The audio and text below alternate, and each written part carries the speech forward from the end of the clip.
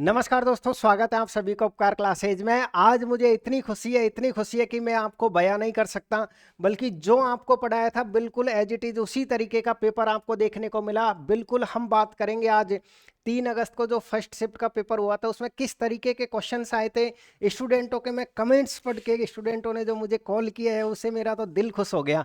वास्तव में मैंने जो आपको मेहनत कराई थी, वास्तव में आपने सभी क्लासों को शायद पढ़ा होगा। इसीलिए आज आप ये कह रहे हो कि सर हम 25 में से 24 क्वेश्चन राइट करके आए, आपकी क्लासों की वजह से, क्योंकि आपने यूट्यूब पर फ्री कंप्लीट कोर्स पढ़ाया था और उसी में से सारे क्वेश्चंस देखने को मिले थे। आज मैं आपको, चलिए मेरी व्याख्या मैं बाद में करूंगा कि मैंने किस तरीके से क्या पढ़ाया, पहले मैं आपको ये बता देता हूं, क्योंकि इतना टाइम तो है नहीं है हमारे पास है कि आज पेपर में क्या पूछा जा रहा है। कुछ क्वेश्चंस मैंने आपको नॉर्मली लिखे हैं, थोड़ी देर के बाद में मैं आपको दूसरी क्लास अपलोड करूंगा जिनमें इनके सॉल्यूशन सहित बिल्कुल इनको टाइप करवा के अच्छी तरीके से हिंदी और इंग्लिश दोनों मीडियम में फिर मैं आपको इनको सॉल्व करवाने वाला हूं। तो एक क्वेश्चन तो पूछा गया था आपका, सबसे फर्स्ट तो माध्य और माध्यिका का अनुपात आपको दिया हुआ था, उनका योग दिया हुआ था और आपसे बहुलक पूछा था कि इस क्वेश्चन में बहुलक बताइए कितना है।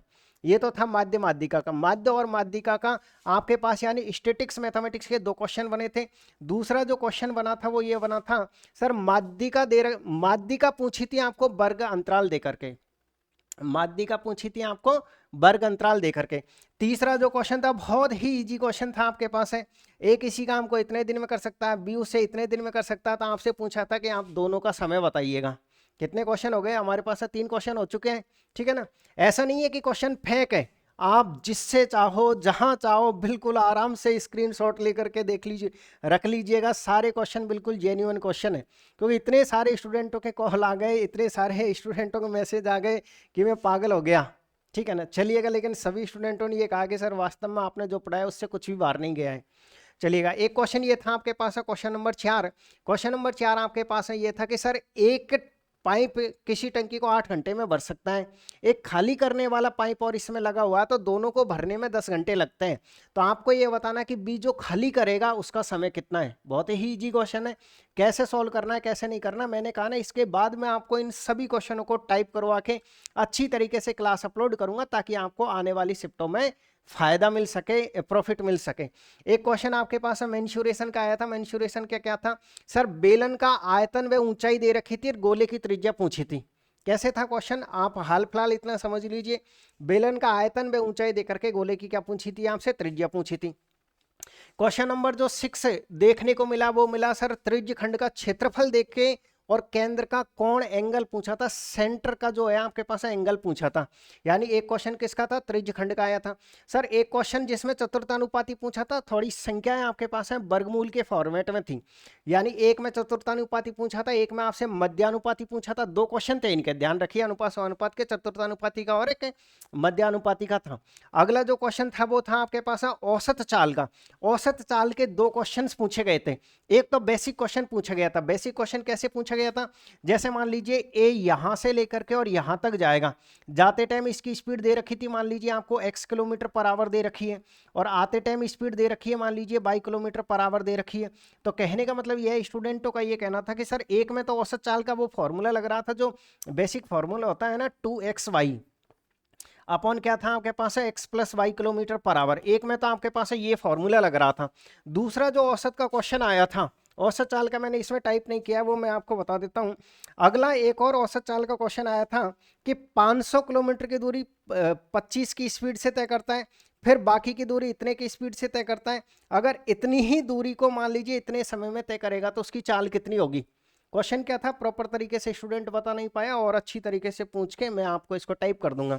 तो औसत चाल के कितने क्वेश्चन थे आपके पास? है 2 क्वेश्चन थे। इसके अलावा अगर आप बात करोगे आ जाइएगा अगला क्वेश्चन। सर एक क्वेश्चन था ट्रेन से रिलेटेड, बहुत ही सिंपल क्वेश्चन था आपके पास है ट्रेन का क्वेश्चन। एक ट्रेन 72 किलोमीटर प्रति घंटे की चाल से 800 मीटर प्लेटफॉर्म को पार करने का समय कितना है? ट्रेन का बहुत इजी क्वेश्चन है आपके पास है। यानी ट्रेन की चाल दे रखी है और ट्रेन की 800 मीटर लंबे प्लेटफॉर्म को पार करने का कितना समय होगा। और जो भी क्वेश्चन होगा आपके पास है इसमें थोड़ा बहुत भी जो भी चेंज होगा, एक ट्रेन 72 की चाल से 800 मीटर लंबे प्लेटफॉर्म को पार करने में कितना समय लगेगी। ट्रेन की लंबाई भी शायद इसमें दी हुई होनी चाहिए, क्योंकि ट्रेन की लंबाई और प्लेटफॉर्म की लंबाई जुड़ेगी तभी जाके तो समय निकलेगा इसमें, ठीक है ना। इसलिए कहने का मतलब यह है कि आपको मोटा मोटी सा आइडिया बता दिया गया है कि क्वेश्चन ऐसा पूछा जा रहा है, ठीक है। अगला क्वेश्चन क्या था सर, एक क्वेश्चन था आपके पास है चक्रवृद्धि ब्याज का, दो क्वेश्चन थे इनके, चक्रवृद्धि ब्याज और सरल ब्याज के। क्वेश्चन कैसे था सर, शर्त दे रखी थी अर्धवार्षिक और वार्षिक दे रखी थी, एक साल का ब्याज का आपसे रेशियो पूछा था कि एक साल का चक्रवृद्धि ब्याज, अगर मान लीजिए शर्त आपके पास है क्या है, अर्धवार्षिक है एक बार और एक बार वार्षिक है, तो चक्रवृद्धि ब्याज कितना आएगा, क्योंकि एक साल का आप सरल ब्याज निकाल लो चाहे चक्रवृद्धि ब्याज निकाल लो, आपके पास सेम ही रहता है।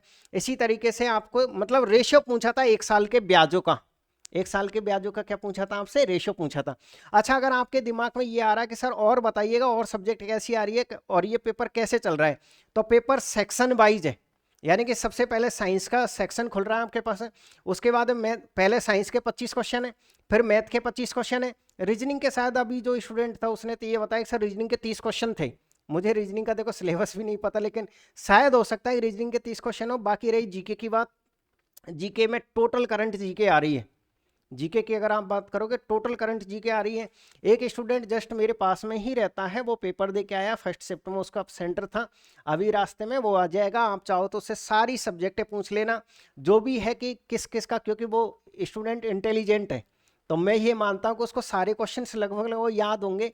हो सकता है कि अगर वो तैयार होगा तो मैं उसका आपको इंटरव्यू लेकर के दिखा दूंगा कि आज का पेपर कैसा था, शाम तक वेट करिए, अगर वो सामने वाला स्टूडेंट तैयार हुआ तो, कंफर्म नहीं है लेकिन हो सकता है कि वो तैयार हो जाए, ठीक है ना। तो इस तरीके से सर एक क्वेश्चन किसका आया था आपके पास, सीआई का आया था। और अगर हम क्वेश्चनों की बात करें तो सर एक घातांकरणी का हम इसको नाम दे सकते हैं कि घातांकरणी का एक क्वेश्चन था। क्वेश्चन कैसे था, कुछ ऐसे क्वेश्चन था आपके पास है, क्वेश्चन कैसे था आपके पास है, एक्स की पावर दे रखा था आपके पास है 2 इतना, और ये आपके पास है मल्टीप्लाई बाई, और बाई की पावर दे रखा था आपके पास है 0.77, और ऐसा कुछ था कहने का मतलब, और उन्होंने ये कहा कि सर एक्स की पावर जेड बाई की पावर जेड, कुछ ऐसे एक क्वेश्चन था।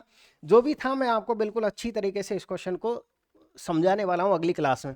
एक जो क्वेश्चन पूछा गया था आपके पास है, एक क्वेश्चन ये पूछा गया था सर, सिंपल सी बात है, आपको कॉस थीटा का मान दिया था, कॉस थीटा का कुछ भी एक मान दिया हुआ है, और आपसे मान पूछा था एक तो टेन थीटा का, और एक सर काफी सारे थीटा ये मल्टीप्लाई हो रखे थे। उनका ये कहने का मतलब ये था कि सर से sine theta into cos theta cos term कुछ ऐसे था, थोड़ा अच्छी तरीके से हमको याद नहीं है लेकिन ये था। कुल मिलाकर के अगर हम बात करें तो क्वेश्चनों का लेवल बहुत ही इजी टाइप के क्वेश्चन थे आपके पास है। और देखिए और भी कुछ क्वेश्चंस हैं आपके पास में, लेकिन कोई बात नहीं, मैं जितने भी क्वेश्चंस थे मैंने नॉर्मल आपको आइडिया बता दिया है कि आखिरकार चल क्या रहा है। एग्जाम में अगर आप मुझसे पूछोगे कि मैथ का लेवल कैसा है, तो मैथ का लेवल बहुत ही इजी लेवल है जो आपको पढ़ाया। अगर आप ये चाहते हो कि सर ये सारे क्वेश्चन कहाँ से मिले हैं, तो इसी चैनल पर एक प्लेलिस्ट बनी हुई है, प्लेलिस्ट का क्या नाम है, RRB group D crash course के नाम से प्लेलिस्ट है। उसमें कंप्लीट मैथ का कोर्स बिल्कुल अपडेटेड क्वेश्चनों के साथ मैंने आपको फ्री करा रखा है। और टेलीग्राम है, डिस्क्रिप्शन में लिंक आपको मिल जाएगा, टेलीग्राम पे आप जुड़ जाइएगा। वहां पर वो जो चैप्टर पढ़ाए थे उन सभी चैप्टरों की दो पीडीएफ मैंने आपको अवेलेबल करवा रखी है। एक पीडीएफ ऐसी है जिसका मार्केट से प्रिंट ले सकते हो, और एक ऐसी है जिसका सॉल्यूशन है आपके पास, ठीक है। तो ये था आपके पास आज का पेपर का रिव्यू। मैं आपका ज़्यादा टाइम खराब करूंगा नहीं, क्योंकि अगली क्लास फिर से आ रही है आपके पास है। इन सभी क्वेश्चनों को मैं एक साथ सॉल्व करवाने वाला हूँ। अगर क्लास आपको अच्छी लगे तो क्लास को लाइक और एक प्यारा सा आप कमेंट्स जरूर करिएगा। क्या कहा मैंने, एक प्यारा सा कमेंट्स आप जरूर करिएगा। चलिएगा, मिलते हैं आपसे नेक्स्ट क्लास में।